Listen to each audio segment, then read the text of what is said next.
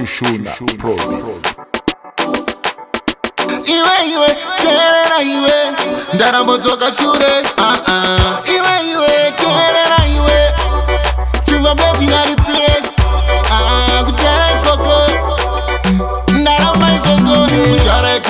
Kudhara ikoko pachairova manamba vachiramba vakapaka Kudhara ikoko vachiita matsaga vichirova manamba Kudhara ikoko gore rino tozvichinja Kudhara ikoko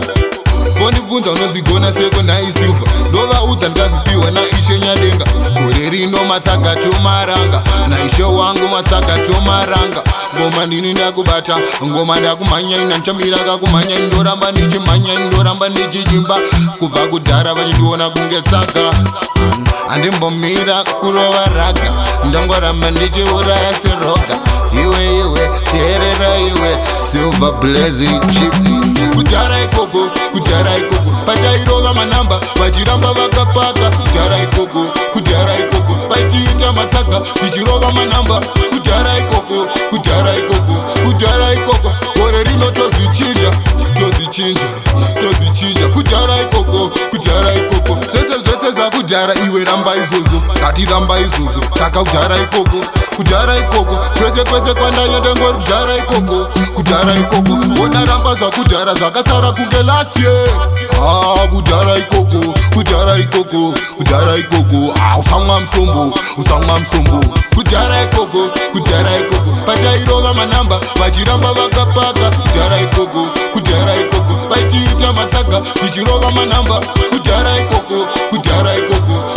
ikoko gore rino tozvichinja Kudhara ikoko vonibvunza unozvigona seko naisylva ndovaudza ndazvipiwa naishe nyadenga gore rino matsaga tomaranga naishe wangu matsaga tomaranga ngoma ndini ndakubata ngoma ndakumhanya ndichamira kakumhanya ndoramba ndichijimba kubva kudhara vachindiona kunge tsaka handimbomira kurova raga ndangoramba ndichiuraya seroga iwe teerera iwe Sylva blazing chip Kudhara ikoko pachairova manamba vachiramba vakapaka Kudhara ikoko vachiita matsaga vichirova manamba Kudhara ikoko gore rino tozvichinja